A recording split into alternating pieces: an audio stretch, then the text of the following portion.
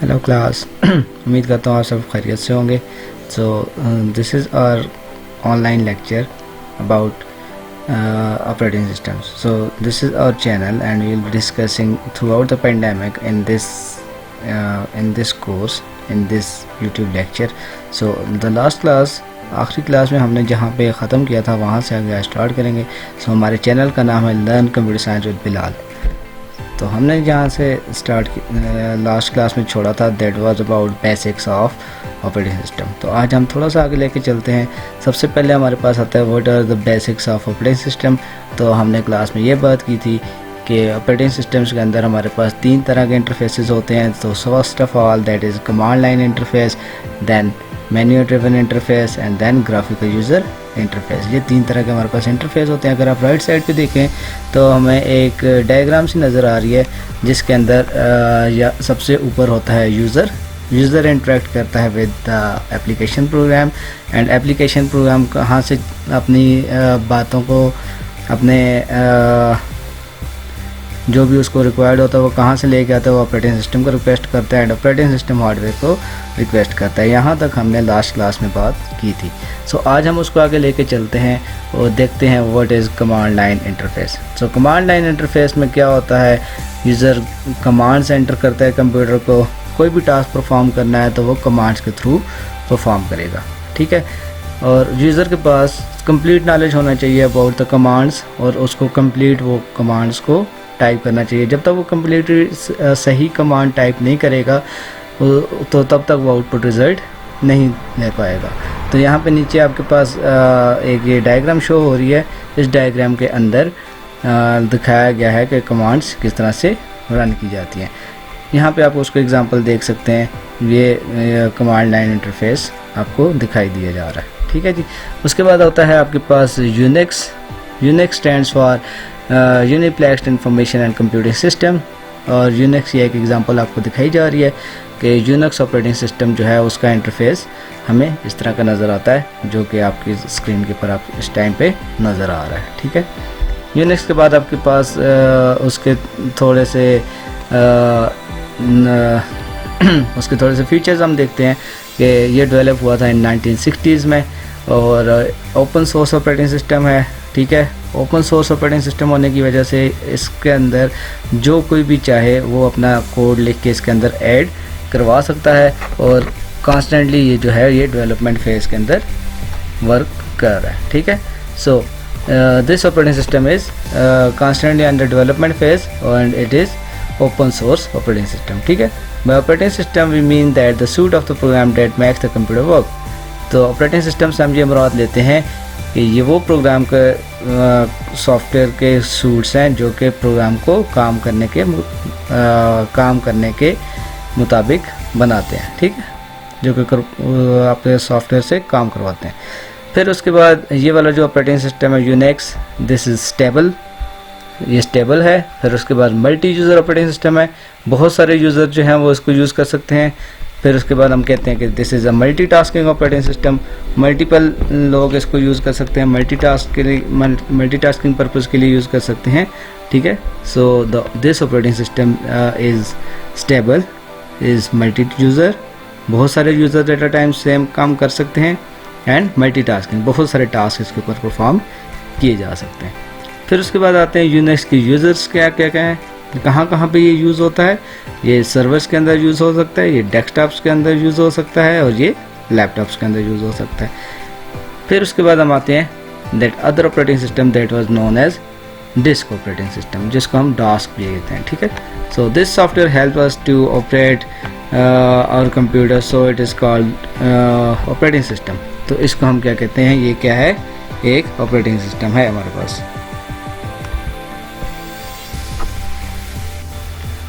सो DOS हमारे पास क्या करेगा,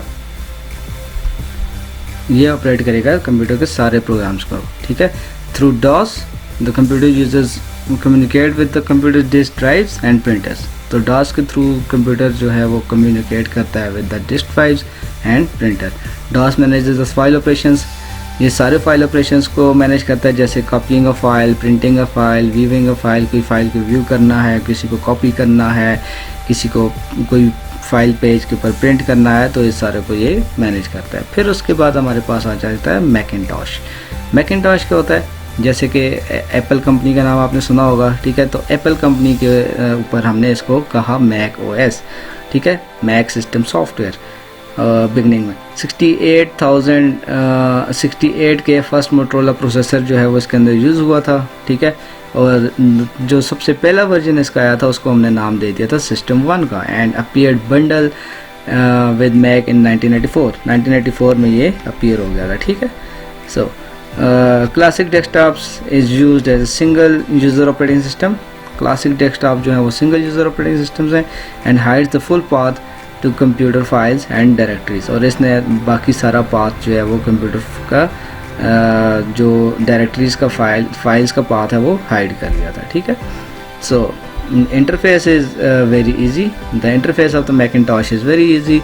It do not need the right mouse button. Right mouse button की ज़रूरत नहीं पड़ती है हमारे यहाँ, जैसे आप विंडोज़ के अंदर राइट क्लिक करते हैं, जबकि Macintosh के अंदर आपको ज़रूरत नहीं पड़ेगी। और it does not include any CLI, इसके अंदर CLI नहीं होती, कमांड लाइन इंटरफेस नहीं होती। और ये जो आपको डायग्राम नज़र आ रही है, सो ये जो है ये Macintosh का इंटरफेस है। Now coming back to Windows. Windows एक ऐसा ऑपरेटिंग सिस्टम है जिसको हम कहते हैं Windows operating system and is family of operating systems for personal computer world, ठीक है। पर्सनल कंप्यूटर्स के लिए जो हम फैमिली ऑफ विंडोज़ यूज़ करते, family of operating system use करते हैं उसको हम विंडोज़ कहते हैं, ठीक है। By running the estimates of more than 90% of all the computers, दुनिया में जितने भी कंप्यूटर्स हैं उनमें से 90% के ऊपर विंडोज़ यूज़ होती है। The remaining Linux and Mac operating system, ठीक है। और बाकियों के ऊपर 10% के ऊपर लिनक्स और मैक यूज़ किया जाता है। तो सबसे पहले अब हम इसके ऑपरेटिंग सिस्टम्स के बारे में देखेंगे। सबसे पहला हमारे पास जो ऑपरेटिंग सिस्टम विंडोज़ के अंदर उसको उन्होंने नाम दिया था OS2 half, OS/2। It's an operating system for PCs। ये PCs के लिए ऑपरेटिंग सिस्टम बनाया गया था जो कि डेवलप किया गया था ऑर्गेनिकली। माइक्रोसॉफ्ट कॉरपोरेशन और IBM ने मिलकर बनाया था और सोल्ड और मैनेज कर लिया था IBM को, ठीक है। So it's compatible with DOS and Windows और DOS के ऊपर ही चल जाएगा। इसका मतलब ये हुआ कि DOS और विंडोज़ के सारे प्रोग्राम्स इस ऑपरेटिंग सिस्टम के ऊपर चल जाएंगे, ठीक है। Program written specifically to run OS/2 will not run under DOS और विंडोज़, लेकिन इस ऑपरेटिंग सिस्टम के ऊपर जो प्रोग्राम लिखे जाएंगे वो DOS और विंडोज़ के ऊपर नहीं चलेंगे, जबकि DOS और विंडोज़ के जो ऑपरेटिंग सिस्टम के जो प्रोग्राम्स होंगे वो इसके ऊपर चल जाएंगे। ये बात याद रखिएगा। ये उसका इंटरफेस है जी OS/2 का, ठीक है। अच्छा, फिर आती है आपके पास विंडोज़ 95। विंडोज़ 95 क्या है? ये एक ऐसा ऑपरेटिंग सिस्टम है जो कि DOS एप्लीकेशंस नहीं थी टेक्निकली, ठीक है।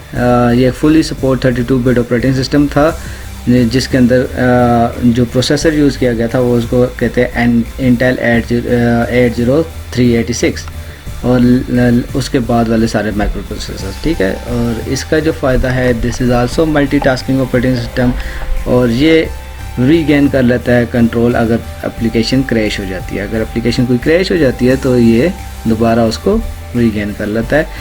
यहाँ पे आपको उसका इंटरफेस नज़र आ रहा है विंडोज़ 95 का। उसके बाद आते हैं जी विंडोज़ 95 के बाद जो नेक्स्ट विंडो आई थी दैट वाज विंडोज़ 98, जो कि 1998 में रिलीज़ की गई थी। It is an improved version of 95 that offers the best stability. तो इसके ये काफ़ी ज़्यादा स्टेबल थी as compare to Windows 95। Improve the interconnectivity and updates the drivers for the peripherals including DVDs, ROM, disk and devices that uses the USBs, universal serial bus, ठीक है। तो इसके अंदर कनेक्टिविटी इम्प्रूव करके डाल दी गई थी, ड्राइवर्स की फंक्शनैलिटी डाल दी गई थी, अच्छा CD-ROMs की और DVDs की और USBs की फंक्शनैलिटीज़ विंडोज़ 98 के अंदर आ गई, और ये उसका इंटरफेस आपको नज़र आ रहा है, ठीक है। फिर उसके बाद आती है जी Windows NT stands for new technology. ये एक 32 बिट ऑपरेटिंग सिस्टम था जो कि सपोर्ट करता था प्रीएम्प्टिव मल्टीटास्किंग। प्रीएम्प्टिव मल्टीटास्किंग ये होती है कि जब कोई और टास्क आता है तो ये उसको, अगर कोई हाई प्रायोरिटी का टास्क आता है तो ये उसको जगह दे देती है और वो टास्क पहले परफॉर्म हो जाता है और ये वाला टास्क बाद में परफॉर्म होता है। तो this is known as preemptive multitasking, ठीक है। तो विंडोज़ NT के 2 वर्जन थे, विंडोज़ NT सर्वर जो कि डिज़ाइन किया गया था सर्वर और नेटवर्क की तरफ, और दूसरा था विंडोज़ NT वर्क स्टेशन जो कि नॉर्मल लोगों के इस्तेमाल के लिए यूज़ किया जाता था, स्टैंड अलोन या क्लाइंट वर्क स्टेशन के लिए। ये उसका इंटरफेस है जी विंडोज़ NT का, ठीक है। उसके बाद आ जाती है विंडोज़ 2000 जो कि रिलीज़ हुई थी इन 2000, ठीक है। और इसके अंदर कंबाइन किया गया था user interface of Windows 98 with the file system, networking, power and stability of Windows NT। तो इसके अंदर बहुत सारे फीचर्स कंबाइन किए गए थे, कुछ विंडोज़ 98 के, कुछ विंडोज़ NT के, कुछ नेटवर्किंग की कैपेबिलिटीज़, कुछ पावर की कैपेबिलिटीज़। तो ये एक नया वर्जन क्रिएट हो गया जिसको हमने नाम दे दिया विंडोज़ 2000। और कुछ नए फीचर्स भी इसके अंदर ऐड कर दिए गए थे। And this is also very powerful and easy to use Windows, ठीक है। Here is the interface of this Windows 2000। उसके बाद आ जाती है आपके पास लिनक्स एक ओपन सोर्स ऑपरेटिंग सिस्टम है। सबसे बड़ा इसका एडवांटेज ये है कि ये ओपन सोर्स है। ओपन सोर्स का मतलब है कोई भी इसको नेट से जाए, डाउनलोड करे और इंस्टॉल करे और अपना काम कर सकता है, और इसको चेंज भी कर सकता है अगर उसको प्रोग्रामिंग आती है, ठीक है। तो हर एक के लिए अवेलेबल है, फ्री ऑफ कॉस्ट। आप linux.com पे जाएँ और इसको डाउनलोड करके यूज़ करें। अच्छा, इसके अब एडवांटेजेस क्या हैं? इसके अंदर सिक्योरिटी है, इसके अंदर रिवाइव द ओल्डर कंप्यूटर्स, आप पुराने कंप्यूटर्स के ऊपर भी यूज़ कर सकते हैं। इसके अंदर सॉफ्टवेयर अपडेट्स हैं, कस्टमाइजेशन है, आप अपनी मर्ज़ी की चीज़ें इसके अंदर डाल सकते हैं। बहुत सारे इसके वर्जन्स हैं, डिस्ट्रीब्यूशंस का मतलब वर्जन्स, फ्री टू यूज़, आप फ्री यूज़ कर सकते हैं। और कुछ चीज़ें इसकी ऐसी हैं जो कि आपको थोड़े से पैसे दे के आप उसको ख़रीद सकते हैं। और बहुत सारी लार्ज सपोर्ट है, पूरी कम्युनिटी की सपोर्ट है, और दुनिया का हर कोई बंदा इसके अंदर बैठ के प्रोग्रामिंग कर सकता है और नई चीज़ें इसके अंदर एड अप कर सकता है। ये उसका आपको इंटरफेस नज़र आ रहा है। और इंटरफेस के बाद हम बात करेंगे द फ्लेवर्स ऑफ लिनक्स। तो लिनक्स जैसे विंडोज़ के बहुत सारे वर्जन हैं, इसी तरह से लिनक्स के भी बहुत सारे वर्जन हैं। ये जो आपको नज़र आ रहे हैं डेस्कटॉप के ऊपर, अभी आपकी स्क्रीन के ऊपर जैसे ये आपको नज़र आ रहा है जी, फेडोरा नज़र आ रहा है, उबंटू नज़र आ रही है, अच्छा डेबियन नज़र आ रहा है, ठीक है।